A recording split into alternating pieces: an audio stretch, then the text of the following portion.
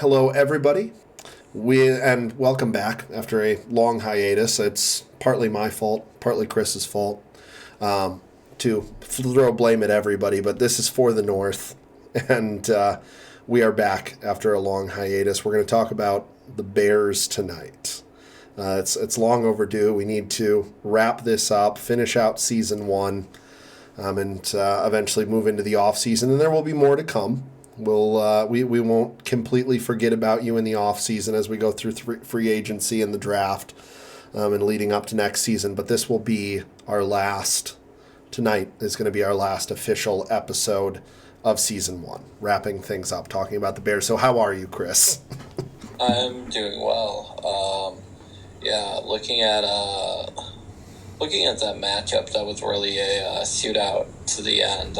You saw, balls were being flung every which way. I will say it was ultimately the coaching decisions of Ben Johnson that lost the Bears the game. I'm like, you drove down the field pretty well. Take the points right away. I mean, yeah. You and I talked about this so many times where, teams go for it on fourth down in the red zone. And it can pay off, but at the same time, that early in the game, why take the risk? Right. If you go for the point, the thing about it, and we talked about this via text, we've talked about this on podcast episodes. To me, unless if it is a do or die situation where you need to convert the fourth down to continue your drive and go and win the game, or you need this touchdown to go ahead, like whatever it is. If it's a do or die situation, go for it on fourth down. In a situation early in game when you are in a position to kick a field goal, get points, and have a successful drive, walk away without a turnover, without kind of the wind falling out of your sails there, I scratch my head about the decisions early on in that game. Every fourth down, honestly, that Ben Johnson went for against the Rams felt just a little like he was showing off a bit, like trying to prove that he could do it as a head coach. And if you don't go for those fourth downs, if you take the points in 2 out of 3 of those situations, because they went for 3 fourth downs, didn't convert any of them, if I'm correct, and 2 of them were in red zone situations where you would have had points. If you take those points, put 6 points on the board, the touchdown at the end of the game is a moot point, and you're winning in regulation. You don't even go to overtime. Your defense is doing well enough to keep you in that game. I'm not going to say that they were amazing by any means. And then if you're Caleb Williams, on the other hand, you got to limit the turnovers, especially in the what was the potential game-winning drive. You didn't need to throw that long ball. No. Whatsoever. You kind of had a Brett Favre look in his eyes where he was like, I'm going to throw it to him no matter what. I don't care if he's double or triple covered. I'm going to throw it to him and see what happens. Chicago fans, forgive me for making that comparison, but it's I mean, they had the game yeah. won. In overtime, the Bears got the exact situation they were looking for. Rams take the ball first. They have a drive that stalls on they go 3 and out. They punt the ball away, and the Bears are driving down the field. They convert a 4th down to extend the drive, and you drop down. You drop back on a 2nd down situation where what you needed is 10 yards, 10, 15 yards, and you kick a field goal, you win the game. It's as simple as that, and you are going to the NFC Championship.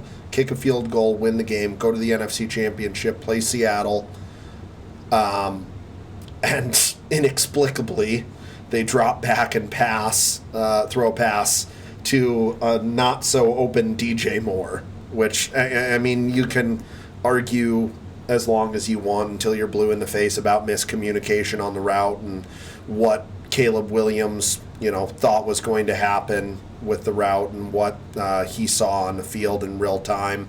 I mean, we're not athletes by any means. Well, Chris was a college athlete, but we're not professional athletes.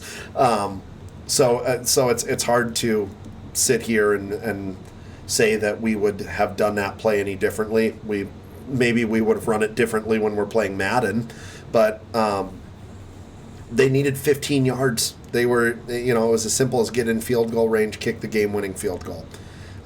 Instead, the Rams come down with an interception, and Matthew Stafford has a legacy drive that sets up the game-winning field goal for the Rams. So, it's kind of two sides of the coin there. One side is, complete elation, going to the NFC Championship, your fan base incredibly excited, and the other side of that coin is an incredibly depressed fan base that's kind of frustrated and upset with the result of a very close but heartbreaking loss for the Bears. But we've said it all season that this feels like a team that can win the wild card round, that can win a couple rounds, but does not feel like a team that can go out all the way. And that's no disrespect to the Bears' talent at all. It's just like we saw a little bit of an experience in the coaching decision in big-time games. Yeah. We saw a little bit of that from Caleb Williams. And we saw that their defense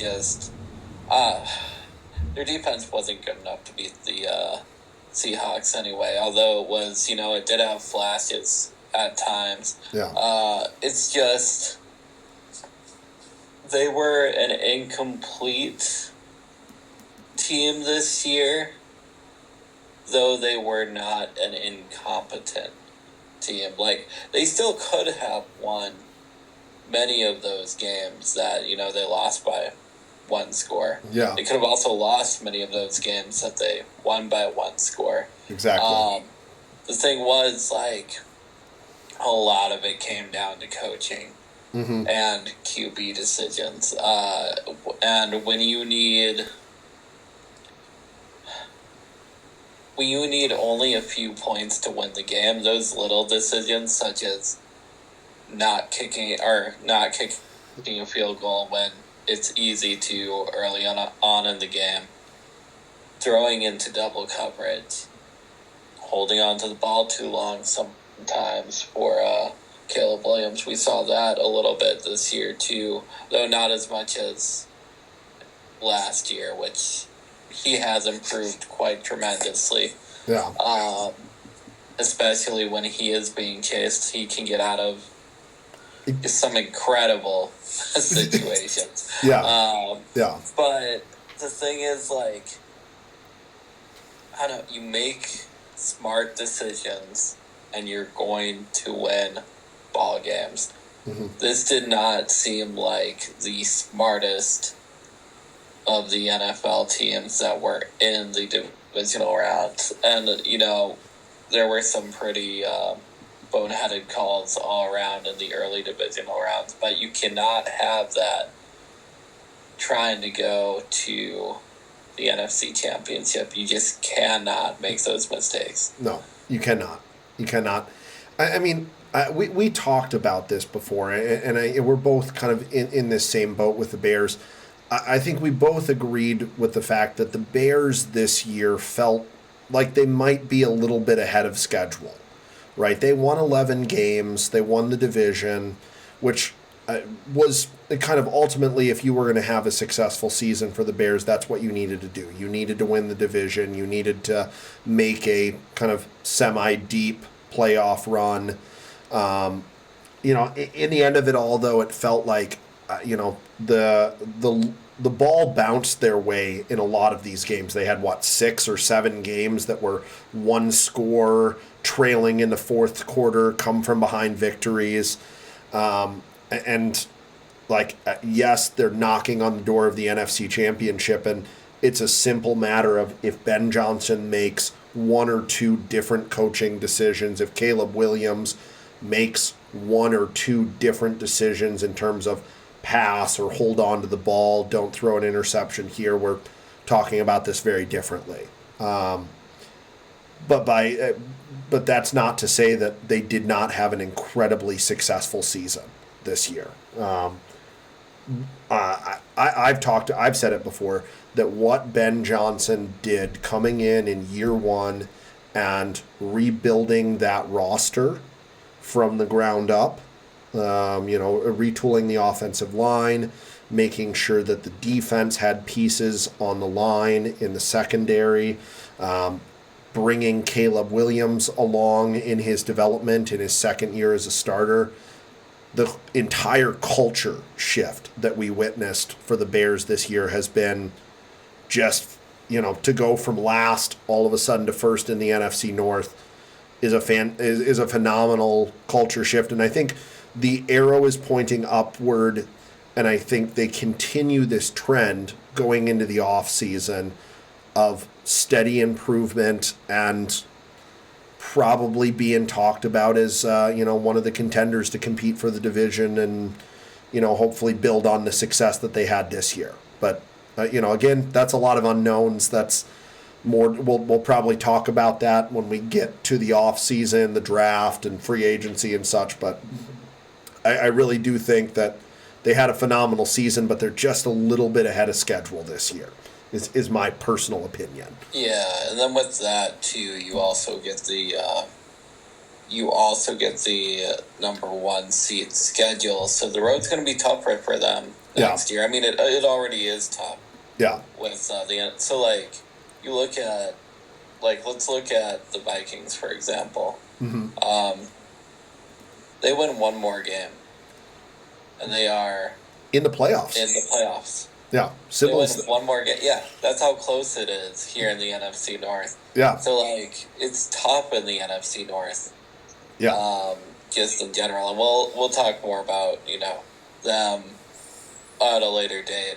But it's just you look at all these different factors, and you need to win those non-divisional games as well.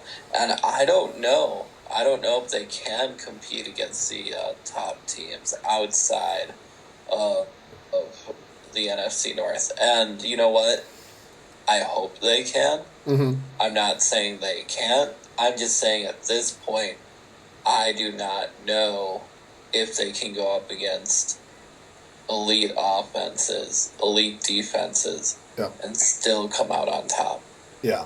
I mean, that's going to be one of the things that time is going to tell, right? A lot is going to unfold in the off season, and like you said, a big factor of this is they have to play a first place schedule next year. They're going to play harder teams. They're going to be, I really don't foresee it happening 2 years in a row where the ball bounces their way and they get so incredibly lucky in so many games where they're coming from behind and trailing by double-digit scores in the fourth quarter and coming back and winning. I just don't see that luck extending into next year. And if it does, okay, fine, I'm wrong, and I'll sit here and I'll eat crow. But I think it's the kind of the thing for the off season, and this shifts a little bit to kind of us talking about how we grade them out for this year. But I think the focus in the off season needs to kind of shift to continuing to, in free agency and the draft, building up the offensive line. I would really go out if I were the Bears and try to reinforce, beef up your defensive line.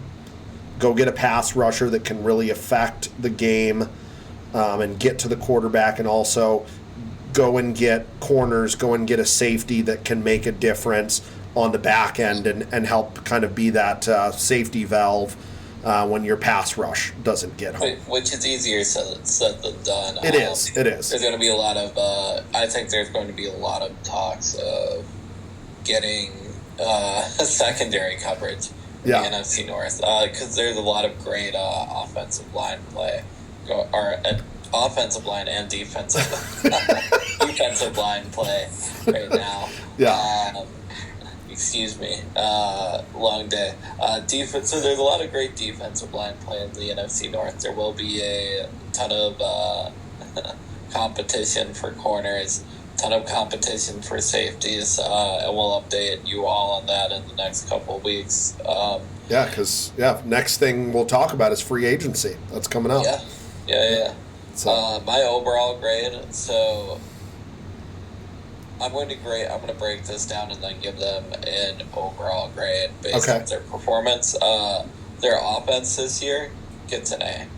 Mm-hmm.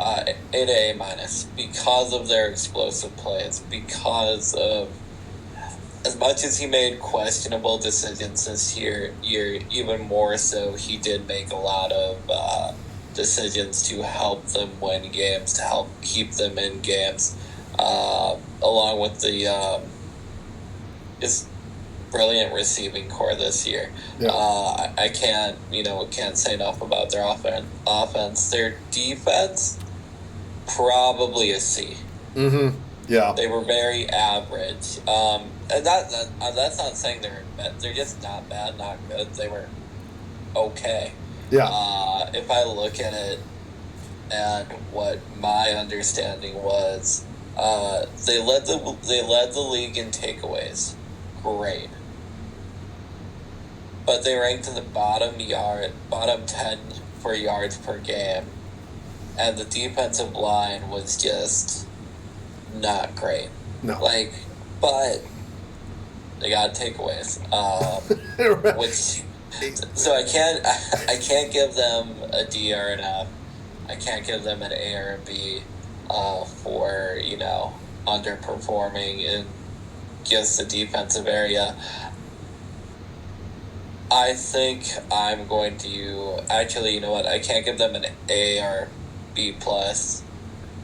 I'm going to give them a solid B for the season overall. Mm-hmm.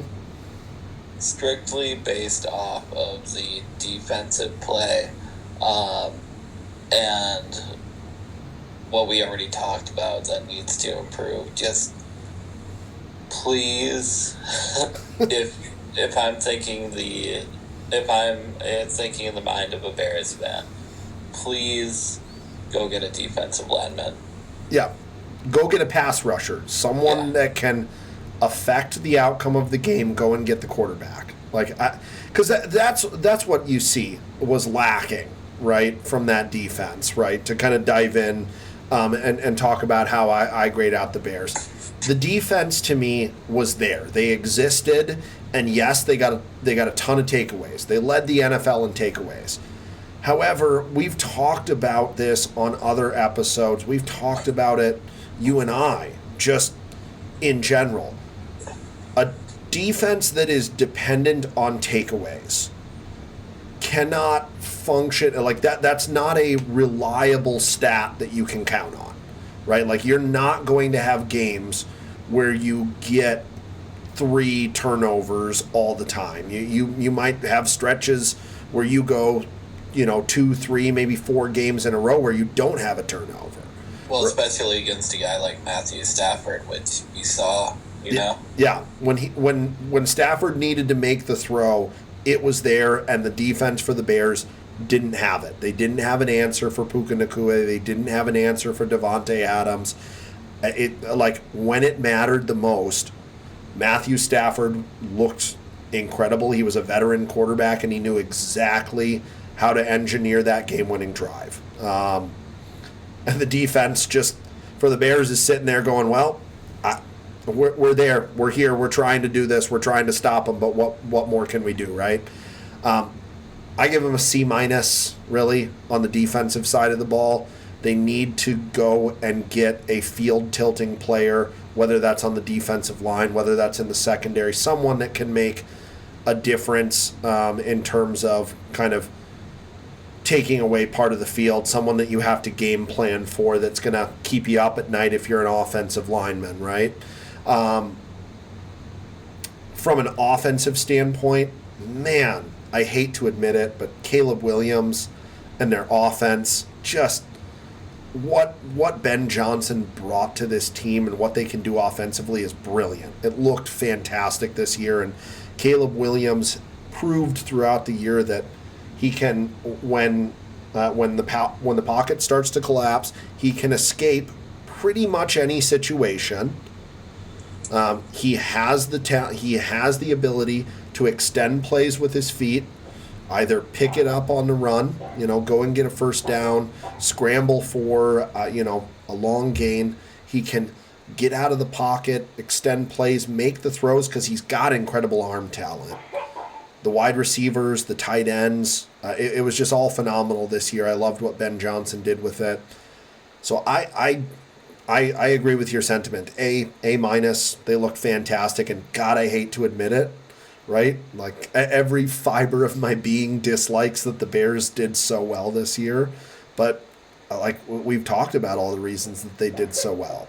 The arrow's pointing upward, and they've got something to build on, and I think they can really, the fan base can look back on this season with a ton of pride and say, okay, we really accomplished something that was great this year. And yeah, the heartbreak sucks. It sucks that you were on the doorstep of the NFC Championship and you couldn't get it done. But I don't think that you can look back on this season as a fan and say that it was any sort of failure. They had a phenomenal season. So overall, B+ is the grade that kind of comes to me, where I say like there was a ton of potential. They did really great, but there's just a little bit more. If you make those tweaks, if there are different coaching decisions, you improve that, and the grade maybe ends up being an A, and you can end up having a really, really phenomenal season. So we'll see what happens in the offseason and going into next year, if they can improve those things. So Definitely. And real quick, you know what? We have a bit more time than what I had thought we even would have, just because we only did have one team to talk about, and we have no future games except the big dance is on Sunday. Let's do this really quick. I don't want to get too much into it. If in my heart of hearts, I want Drake May to get his first Super Bowl when I really like the guy. Just seems like an all-around great teammate. But then I also want Sam Darnold to get his first Super Bowl win too, though I'm not the biggest fan of the Seahawks. If I had to choose, though, Seattle has a better defensive line. I think they're better than the Patriots' offensive line. I think they win that game in the trenches and bring some pressure on Drake May. And they win that game by 7 points. 7 points? Okay. I think it's going to be fairly low scoring, but you have quite a few playmakers all around. Mm-hmm. Let's go. You know what? Let's go 28-21 Seahawks is what I'm predicting, though I will be rooting for Drake May the entire time. You notice I didn't say the Patriots. I said I will be rooting for Drake May to get his first Super Bowl. He's rooting for Drake May. I was going to say, I was like, have you Have you joined a cult recently? Oh my. You know, I don't exactly have a dog in the fight for this Super Bowl. For the past few Super Bowls, I've kind of just been, in the interest of just, rooting for a good outcome, rooting for an exciting kind of competitive Super Bowl. I don't like the Patriots per se. Drake May is a fantastic storyline. Sam Darnold, you got to feel really good. What a great storyline for former top 5 draft pick that's jumped around to 5 different teams, and he's finally getting his chance to play to hoist the Lombardi Trophy. So I think on both sides, like Drake May, Sam Darnold, both quarterbacks are really phenomenal. They're young guys that are going for their first Super Bowl. Like I said, I don't like the Patriots. What I think is going to happen, or I should probably say what I want to happen, is I would like this to be similar to that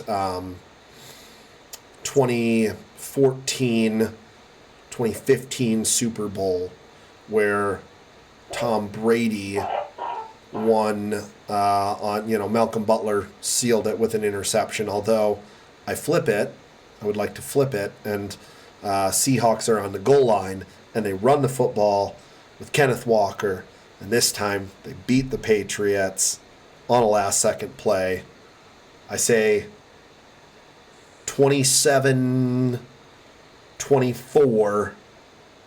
Seahawks win it on a last-second play. That's my hope and dream, to kind of close that circle, to per se get the revenge game, right? Like I don't really believe that this is a revenge game, because you're talking about the Legion of Boom and Richard Sherman and all of that, Russell Wilson back then, versus now it's a whole different team and Sam Darnold, and it's not even the same head coach. But I like that narrative of the revenge game for Seattle to come back and beat the Patriots. So yeah, definitely. And then the commercials will be, they got better last year. They started to finally get a lot better last year. And then yeah, I've been frustrated with Super Bowl ads that, like, we live in a world now where everything gets leaked online. Like, so like you almost going into the Super Bowl already know what ad you're going to see, because you get little snippets or sneak peeks. But I certainly hope that there's entertaining and funny Super Bowl commercials. That's why I'm just avoiding a lot of social media leading up to it. And naturally now I'm not on it as much anymore. Though, if you are, listening on YouTube, where you can only get the first season on YouTube, click down below and like and subscribe. I feel like this has super high entertainment potential regardless of even the game. Everything happening around the game, with Green Day being the opening act, which will start sometime before the Super Bowl starts. Yeah. Now, I know it's not right before, it's like an hour or something before. One of the 9,000 pre-games that are available for Super Bowl Sunday. Yeah. And then, you know what? I know a little bit about Bad Bunny's music because it's been featured in things here and there, and I think his performance is going to be excellent. Never seen the guy perform ever. Didn't even watch, I don't watch the Grammys anymore. It's just like one of those things where I am just looking forward to being entertained. Yeah. And I'm going to be making some crispy tacos that day, so that'll be excellent. Dipping them in queso as well. That sounds delicious. That sounds incredibly delicious. I'm excited about Super Bowl. It's always a good time. I always end up watching it, regardless of if the Packers are in it or not. It's more fun if the Packers are in it for me, but obviously, it's the last football game that we're going to get before we hit August, right? So, there's. It's not like I'm not going to tune into the Super Bowl. I mean, I'm excited about Bad Bunny. I'm excited to see what sort of halftime show it's going to be, who he has as surprise guest appearances. There always are. That always happens in the Super Bowl halftime. We both know it probably will not ever top the best halftime show of all time. And nothing in my mind is ever going to top Prince in the pouring rain. it just can't, which was 2006, I want to say. Was that 2006? Yeah. Was that one of the Steelers Super Bowls? Yeah. It could have been, yeah. Could have been. I should know that, but I don't remember who was playing, but I remember Prince and still. But Prince and the pouring rain and that Purple Rain solo was phenomenal. Nothing. Well, we love how the skies just opened up at the end. That was beautiful. It's almost like he special ordered everything. Are we not? I'm not uncertain that Prince couldn't control the weather. With the power of music, maybe. Yeah, with the power of music, he goes, I play this note on my guitar, and the heavens open up. Fantastic. No, I'm very excited about it. I don't know what sort of food is being made. I always go over to my dad's place, and we watch the Super Bowl there. I do not know what food. Maybe pizza. I think he'll probably order pizza. We usually just order pizza. It's nothing fancy. It's simple. It's very simple, yeah. Right. It's a staple. Maybe I'll bring some beers over, So we'll see what happens. But I'm going to enjoy it either way, and we'll be back to recap it, discuss it, when we talk more in the off season. But for now, this is kind of, as I said, this is the final episode of season 1. So thank you for coming on this journey with us. This has been phenomenal. We appreciate all the listeners that have clicked and listened and liked and subscribed. There were a couple of times that we had comments left, so thank you for those that left comments. Keep doing more of that. Engage with the content, and we'll be back in the off season in a couple of weeks, in a few weeks, to talk to you more. But yeah, thank you all. This is For the North, and I'm PJ, and I'm Chris. Peace out, everybody.